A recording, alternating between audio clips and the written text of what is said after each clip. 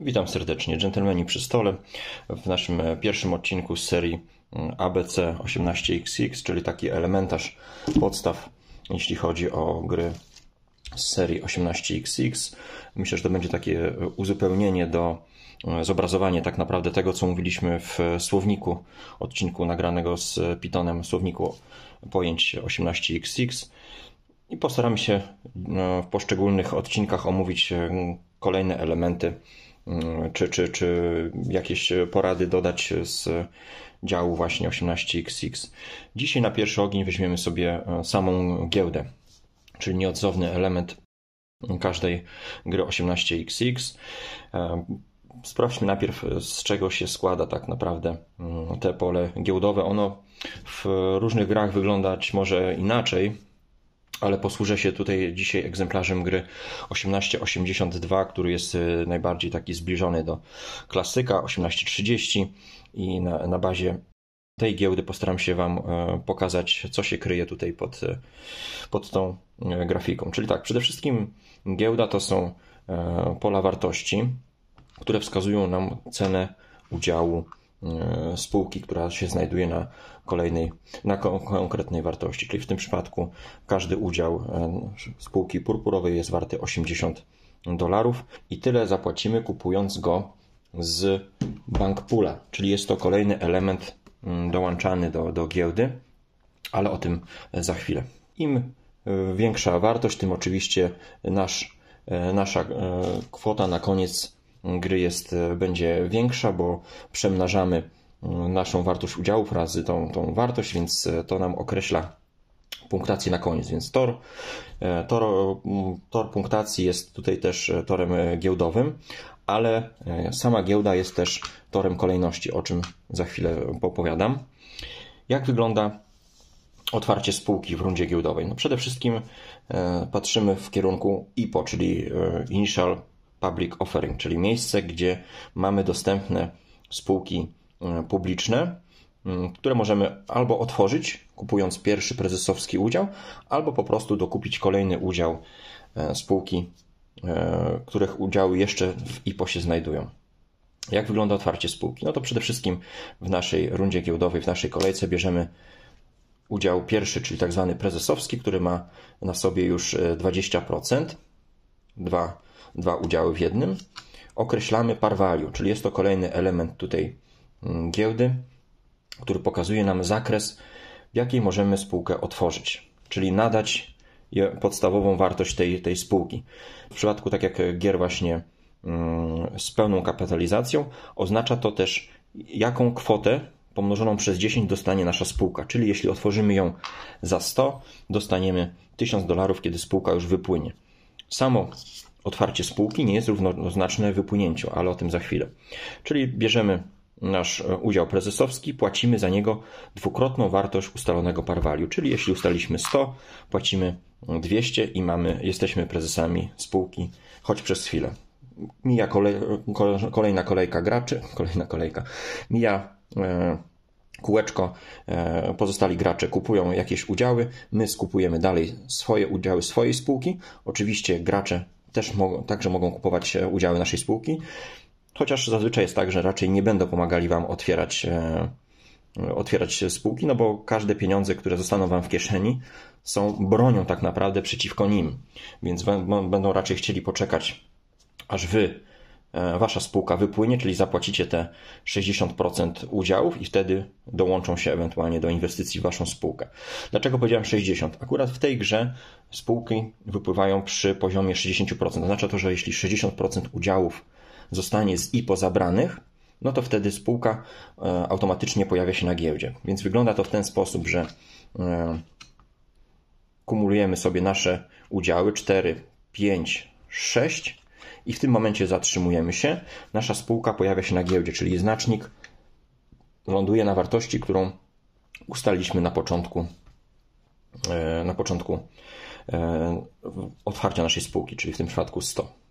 I zatrzymajmy się tutaj na chwilę. Jak zbudowana jest sama giełda? Tu jest ten przesławny komin, o którym wspominaliśmy z Pythonem podczas słownika, czyli taki długie, wąskie gardło, po którym nasza spółka może bardzo szybko zlecieć na sam dół. ale też są zaznaczone zazwyczaj wartości par value, które możemy wybrać i są często strefy w niskich wartościach giełdowych. Co oznaczają te strefy? Przede wszystkim są to momenty, kiedy możemy złamać zasady, ograniczenia, które narzuca nam gra. Tak jak powiedziałem, tutaj spółka wypływa przy 10%, ale jest to też również limit procent, jakie prezes może posiadać udziału w spółce, czyli możemy maksymalnie mieć 60%. Jeśli zejdziemy niżej, będziemy mogli przekroczyć limit certyfikatów. Też obowiązuje nas w grze, w zależności od tego, ile jest graczy, obowiązuje nas zarówno limit certyfikatów na ręce, czyli te papierki, ale też limit procent udziałów w spółce. Jeśli wchodzimy na kolejne strefy tutaj tej giełdy, to przede wszystkim możemy zwiększyć nasz limit certyfikatów powyżej tej liczby, ale też możemy w strefie pomarańczowej już przekroczyć te magiczne 60% i skupić więcej udziałów, czy w strefie brązowej możemy złamać kolejny limit, który mówi nam o tym, że w swojej turze rundy giełdowej możemy skupić tylko jeden udział. Jeśli jesteśmy w strefie brązowej, ta spółka może zostać skupiona, spółki tej można kupić kilka udziałów jednym ruchem, że tak powiem.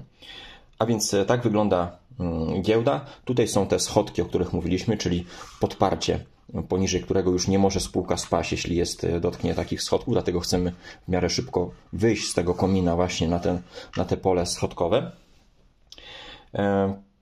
I wracamy do naszej wypłyniętej spółki. To jest właśnie różnica między otwarciem a wypłynięciem, czyli spółka wypłynęła, to znaczy, że w przyszłej rundzie operacyjnej będzie już mogła operować.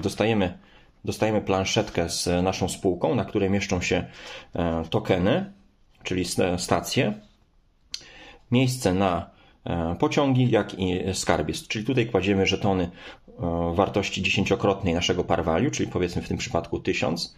Home Station kładziemy na mapę i możemy zacząć już w przyszłej rundzie operować, czyli spółka będzie mogła położyć tory, będzie mogła zakupić pociąg, a w kolejnych spółkach operacyjnych będzie już mogła wyznaczać trasy, zarabiać pieniądze, wypłacać dywidendę itd. itd. I teraz jeszcze parę słów o kolejności na giełdzie. Tak jak powiedziałem, oprócz tego, że jest to tor punktacji, jest to też tor kolejności. Dlaczego jest to tor kolejności? Bo przede wszystkim wskazuje nam, która spółka będzie operowała jako pierwsza i w tej grze kolejność jest dramatycznie ważna w wielu momentach, więc chcemy ustawić sobie grę w ten sposób, żeby móc operować pierwszym albo nie, z różnych względów. Na przykład chcemy, żeby gracz przed nami kupił pociąg, powiedzmy ostatnią 2, bo my już się czaimy na 3. Więc chcemy go wypchnąć pierwszym, albo chcemy być pierwsi, bo chcemy na mapie postawić stację, zablokować przeciwnika w ten sposób. Więc co można zrobić, aby ustalić kolejność? Jest to prosty mechanizm, trudny do wprowadzenia. Zaraz zrozumiecie, o co mi chodzi.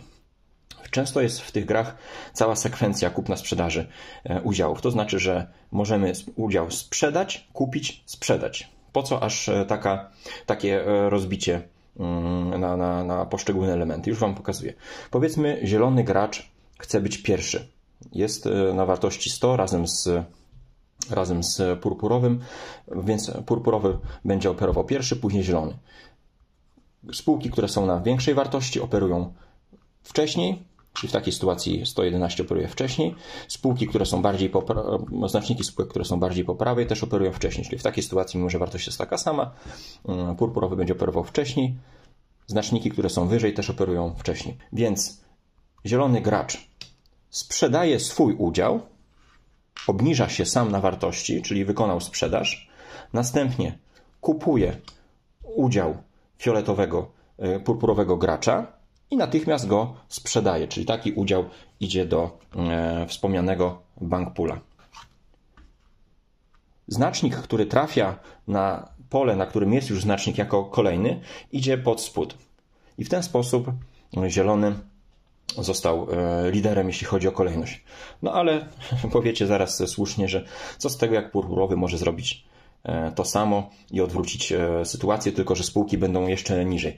No właśnie, tu się pojawia cała trudność tych gier, umiejętność przygotowania się do takiej sytuacji, przygotowania gry albo zrozumienia na czym tak naprawdę naszym przeciwnikom zależy. Zobaczcie, jeśli sytuacja byłaby tego typu, powiedzmy tutaj, to ten manewr już zakończyłby się pełnym sukcesem. To znaczy, że zielony sprzedaje siebie, żeby obniżyć, kupuje, sprzedaje purpurowego, żeby się obniżyć i tutaj już nie będzie żadnego szacher-macher, bo jesteśmy na schodkach, już nie jesteśmy w stanie się obniżyć. Inna sytuacja jest, kiedy spojrzymy na bank pool. Bank pool jest to miejsce, taki czyściec udziałów. Może tam trafić 50% maksymalnie zazwyczaj, chociaż są oczywiście gry, które to przełamują. Więc w takiej sytuacji, kiedy na bank poolu jest już 50% udziału, wiemy, że purpurowy nie będzie w stanie sprzedać żadnego udziału, czyli nie będzie w stanie już się obniżyć na giełdzie. Co jeszcze? Kiedy ten manewr z obniżaniem może mieć sens? Kiedy widzimy, że przeciwnikowi bardzo zależy przede wszystkim na kolejności w następnym stock roundzie. To znaczy, że wiemy, że poświęci kolejność w rundzie operacyjnej jako spółka po to, żeby utrzymać pierwszeństwo w następnym stock roundzie. Kolejny przykład, który mi przychodzi do głowy, to na przykład, kiedy przeciwnik nie będzie miał wziąć skąd pieniędzy lub nie będzie chciał sprzedać, powiedzmy, udziału ze swojej spółki, bo otworzy to możliwość wykupienia go przez innych graczy. Jeśli mamy 50% udziału w naszej spółce, nasza spółka jest nie do ruszenia. Nikt nie jest w stanie nas wywalić z siodła prezesa, no bo jeśli nawet inny gracz będzie miał 50%, to wciąż jest limit, to wciąż jest remis, nie dostanie prezesa. Ale jeśli mamy już 40%, no to otwiera się furtka, że ktoś zdobędzie 60% i pozbawi nas prezesury. Więc jest to kolejny moment, kiedy wiemy, że powiedzmy gracz przeciwny nie będzie nas już obniżał na wartości.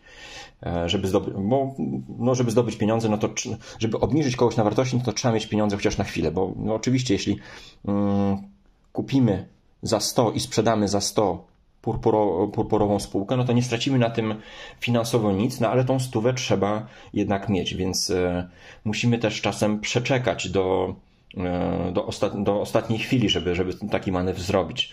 Bo tutaj, tak jak wiecie, nawet jeśli gracze spasują, no to z tego pasowania mogą